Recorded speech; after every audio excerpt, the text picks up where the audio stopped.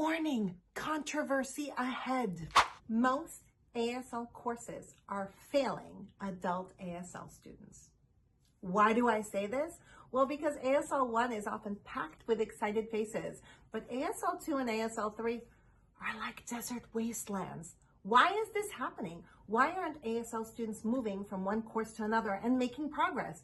Why is it when most people say that they know some ASL, what they actually mean is the colors and the names of fruits? Well, I think this is because we treat ASL instruction like IKEA manuals. You know, when you get a piece from IKEA, you need to follow those instructions step by step. If you deviate at all, that bunk bed is not going to be usable.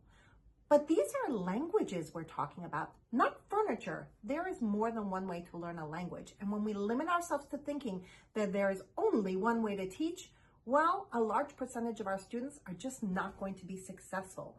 If you are a multi-sensory learner, you need a multi-sensory approach to learning ASL. If you're a visual learner, a fully visual approach is going to be great for you. But if you need any other type of support, and many adult learners do because they're past their optimal point of learning a language and need direct instruction in many different methods in order to feel successful, well, that course is not going to work for you. So let's stop blaming students for not working hard enough or keeping up with it and instead provide them with many different paths to be successful. Because I want more people actually becoming fluent in ASL.